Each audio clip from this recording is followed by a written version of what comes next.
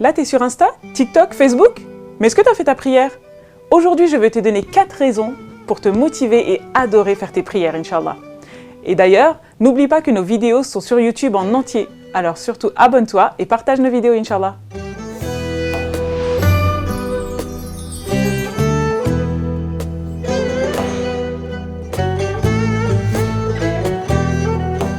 Premièrement, la prière, elle va nouer ton lien avec ton Créateur, avec Allah Ta'ala.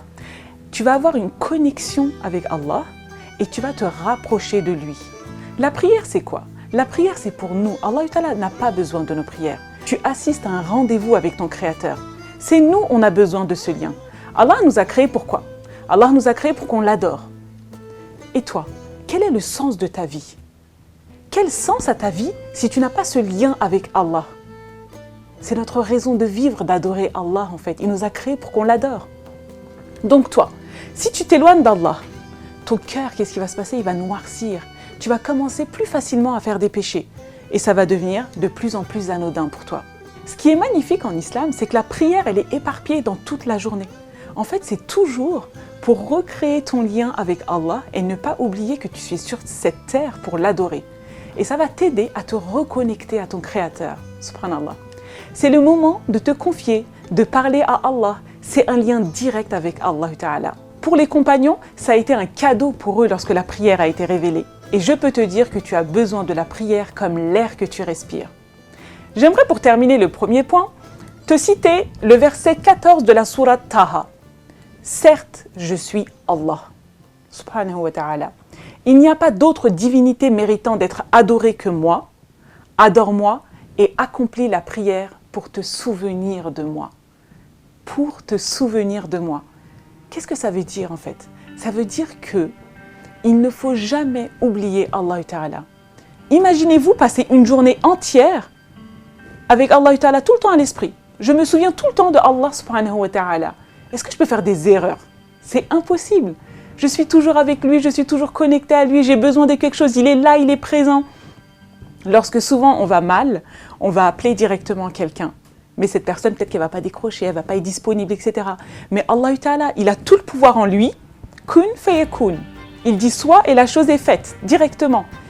C'est lui qui me comprend le mieux, c'est lui qui m'a créé et j'ai mon lien directement avec lui. C'est pas un cadeau et c'est quoi cette prière? 5 fois par jour, c'est magnifique. Deuxièmement, donc je viens de vous en parler un peu. Deuxièmement, ce qui va te faire adorer les prières, c'est que la prière, c'est le pardon des péchés. Donc imagine-toi, on a tous des défauts, on a tous commis des péchés, mais Allah Ta'ala, il dit, viens, viens. Moi, je t'ai créé pour que tu m'adores. Continue de te repentir, continue de m'adorer. Viens faire tes prières toute la journée. Viens, je te donne rendez-vous, viens en fait. C'est magnifique. Et quand on prie, donc, Allah pardonne nos péchés. De nos jours, c'est devenu un peu anodin de faire des péchés, parce que parfois, on ne se rend même pas compte en fait que c'était un péché ou pas. Donc, je pense qu'il faut faire un peu plus attention à tout ce qu'on fait, avoir une bonne intention dans ce qu'on fait, toujours avoir l'intention de faire quelque chose pour Allah. Même, parfois, on a l'impression qu'on fait des choses anodines, mais finalement, en fait, non, c'est bien aussi dans la religion. C'est pas forcément un péché. Par exemple, on a une copine qui tombe malade, d'un coup, elle va se faire opérer. Bah, si tu as le temps, prends un petit bouquet de fleurs et va lui rendre visite. Ça va lui faire plaisir, mais fais-le pour Allah subhanahu wa ta'ala. Tu le fais pour lui. Et tu vas voir que finalement, il va avoir des bienfaits. Allah, il va mettre la baraka dans tout ce que tu fais. Alhamdulillah. Alors aujourd'hui, j'aimerais vous parler d'un hadith justement à ce sujet-là. Le prophète sallallahu alayhi wa sallam nous dit « Il n'y a aucun musulman qui atteint l'heure de la prière et alors parfait les ablutions, la concentration et l'inclinaison de la prière sans que cette prière ne soit une expiation des péchés qui ont été commis avant elle, tant que la personne ne commet pas un grand péché, et ceci tout le temps. » Donc en fait, tant qu'on ne commet pas un grand péché, eh bien tant que tu fais tes prières, Allah Ta'ala, il va être là, il va effacer tes péchés. Il va dire, mon serviteur, il est revenu, il s'est souvenu de moi, il est venu me voir, viens, je t'accueille les bras grands ouverts. Et quand nous, on fait un pas vers Allah, lui, vous allez voir, il en fait 10 pas vers vous. Des fois, vous vous dites, mais subhanallah, qu'est-ce qui se passe? Il m'aide, il est là, il répond à tous mes besoins. Alhamdulillah, en fait, c'est magnifique. Vous sentez en fait qu'il est là, qu'il vous observe, que vous parlez avec lui. C'est ça en fait la prière, c'est avoir ce lien avec lui. Alhamdulillah. Et tant que tu ne fais pas de grands péchés, bien sûr, on sait bien qu'il y a des grands péchés dans notre religion, alors entre tes prières, entre toutes tes prières, Allah subhanahu wa ta'ala, il va pardonner tous les péchés que tu as commis entre les prières. Bien sûr, c'est pas, je vous ouvre pas la porte à faire des péchés entre les prières, hein, on se comprend bien. J'aimerais vous parler d'un deuxième hadith du prophète sallallahu alayhi wa sallam qui dit « Voyez-vous si l'un de vous avait devant sa porte un fleuve, vous avez un fleuve devant votre porte, et qui s'y baigne 5 fois par jour. Imaginez-vous en fait vous faire une douche en fait 5 fois par jour. Resterait-il une quelconque saleté ?» Alors, qu'est-ce que les compagnons disent? Ils disent « Mais non, en fait, il va rester aucune saleté. » Eh bien, le prophète leur répond « Ceci est l'exemple des 5 prières par lesquelles Allah efface vos péchés. » Quelle belle religion, quelle miséricorde d'Allah, quel cadeau d'Allah. En fait, il va nous purifier totalement de tous nos péchés. Et en fait, il faut qu'on ait vraiment cette motivation, cette conviction, cette croyance en Allah. Des fois, on se dit, mais non, ça c'est pour les autres, c'est pas pour moi. Moi, j'ai commis trop de péchés, Allah Ta'ala, il va jamais me pardonner, etc. Mais non, si il l'a dit, c'est le Créateur qui l'a dit, il faut y croire, il faut le faire. Mais il faut vraiment y croire. C'est pour ça que la foi aussi est très très importante. C'est pour ça qu'il faut tout faire pour se souvenir d'Allah et aussi fortifier en fait notre foi, Inch'Allah. L'image du fleuve, elle est très parlante, elle est très belle. Donc lorsque tu ne fais pas ta prière, tu te prives de ce lavage où on te pardonne en fait tous tes péchés. Qu'Allah nous accorde à chaque fois, à chaque prière en fait, Inch'Allah, de se faire pardonner. La troisième raison d'aimer, de se motiver, de faire la prière, alors la prière, qu'est-ce que ça fait? Ça augmente ta confiance en Allah et forcément ta confiance en toi. Parce qu'en fait, plus tu es proche d'Allah, plus tu vas obéir à Allah subhanahu wa ta'ala, plus tu vas avoir confiance en Allah. C'est ce qu'on appelle le tawakkul. Et plus tu vas avoir confiance en toi. Parce que finalement, en fait, il y a Allah ta'ala avec toi. Donc plus tu es droit avec Allah, plus tu vas être droit avec toi-même. Tu vas voir en fait, tu vas être aligné avec tes valeurs. Parce que tout le temps, tu vas te souvenir d'Allah. Tu vas savoir pourquoi il t'a créé, pour que tu l'adores. Tu vas être présent. Et ce qui est important, c'est vraiment d'aimer ces rendez-vous avec Allah subhanahu wa ta'ala. De prendre plaisir à prendre tes ablutions, à faire ta prière, avoir un beau tapis de prière, peut-être un beau coin, une belle salle dans la maison, un beau coin où tu peux mettre ton tapis de prière, où tu vas avoir une robe de prière ou un camis spécialement pour tes prières.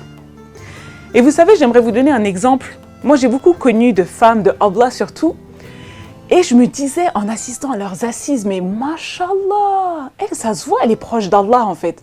Subhanallah, elle est tellement sincère, elle vit ce qu'elle te raconte, elle t'emporte ailleurs en fait. Tu prends plein de bonnes résolutions, rien qu'en l'écoutant, tu es là, tu prends des résolutions, ouais, je vais faire ça, je vais faire ci et tout. Et en fait, tu sens qu'en fait, cette baraka, alhamdulillah, ce bien-être en fait, tu vas le vivre en sa présence en fait, et tu l'admires, tu sens qu'elle est sincère. Et par contre, attention, quand tu ne pries pas, tu ressens cette fois-ci de la culpabilité, de la honte, de la peur. Et là, cette fois-ci, directement, tu as une mauvaise estime de toi. Donc, qu'est-ce qui se passe? Quand tu es proche d'Allah, même l'atmosphère que tu reflètes, elle est belle, comme l'exemple que je vous ai donné de la Hadla. Mais par contre, quand tu ne pries pas, quand tu es loin d'Allah, eh bien, tu ressens directement une culpabilité, une honte envers Allah, envers toi-même aussi, et même envers ton entourage, en fait. Et directement, tu as une mauvaise estime de toi aussi. Donc en fait, la prière, elle va t'aider à avoir confiance en toi, à avoir une bonne estime de toi. Quatrièmement, c'est le dernier point, il y en a énormément, des points qui peuvent te motiver comme ça, des petites astuces qui peuvent te faire aimer la prière, mais c'est un des plus beaux cadeaux d'Allah subhanahu wa ta'ala, c'est qu'il nous promet le paradis. Et donc, si tu fais tes prières, c'est un moyen de rentrer au paradis, Inch'Allah. Alors, j'aimerais vous parler d'un hadith. Donc, le prophète sallallahu alayhi wa sallam nous dit « Celui qui prie les 2 fraîcheurs rentre dans le paradis. » C'est quoi les 2 fraîcheurs? C'est la prière du subh et la prière du asr. C'est important en fait. Par exemple, le matin, c'est un moment magnifique en fait. Tout le monde dort, c'est le silence à la maison. Si par exemple, je ne sais pas, vous avez des enfants, etc., ils sont au repos. C'est un moment où vous êtes seul. Ça peut être un moment spécial entre vous et votre Créateur en fait. Ça peut être un moment où vous prenez plaisir, vous êtes apaisé, vous pouvez vous faire une petite routine. Et en fait, la prière, ça va être la clé du paradis. Vous pouvez faire vos invocations du matin, vous pouvez faire des choses que vous aimez et vous allez voir en fait que vous allez bien commencer votre journée. Déjà, ça va illuminer toute votre journée et le Fajr, ça va vous permettre de bien commencer en fait. Et vous allez voir que ça va mettre de la baraka dans toute votre journée. Et vous allez commencer à prendre plaisir à vous lever au Fajr. Et vous allez voir que finalement, vous allez vous dire, mais waouh, Allah Ta'ala, il me donne la force en plus. Et c'est encore plus facile de me réveiller pour cette prière du Fajr. Et donc, il ne faut surtout pas oublier aussi que la prière, c'est la première chose qu'on va te demander dans l'au-delà. La première chose. Et ça, j'aimerais vraiment l'accentuer avec un hadith, avec la parole du prophète sallallahu alayhi wa sallam. J'ai pas envie de vous parler des heures et des heures sur ça. Le prophète, que la paix et la bénédiction d'Allah soient sur lui, nous dit: la première chose sur laquelle le serviteur est jugé le jour de la résurrection est la prière. Si elle est bonne, les autres actes seront bons. Vous imaginez, stop là. Si elle est bonne, les autres actes, c'est bon. Mais comment ça? En fait, la prière, elle va tellement bien organiser ta journée que finalement, comme je l'ai dit tout à l'heure, en fait, tous tes actes, ils vont être pour Allah. Tu vas voir que tes journées vont s'embellir. Tu vas être dans la bonne voie à chaque fois. Tu vas avoir une bonne estime de soi. Tu vas te sentir bien. Tu vas faire tes prières. Tu vas avoir ta connexion avec Allah. Tu vas avoir ta connexion avec les autres pour Allah. Fillah, Inch'Allah. Mais par contre, je continue le hadith. Et si elle n'est pas bonne, les autres actes ne seront pas bons. Et ça, c'est vrai, en fait. On le remarque tous. Finalement, qu'Allah nous en préserve. Mais quand on commence à arrêter en fait de prier ou qu'on s'éloigne de la prière, qu'on s'éloigne d'Allah Ta'ala, on commet encore plus de péchés. Qu'est-ce qui se passe? On s'éloigne d'Allah, on s'éloigne de sa miséricorde, on fait n'importe quoi et finalement en fait tous nos autres actes ne sont pas bons aussi.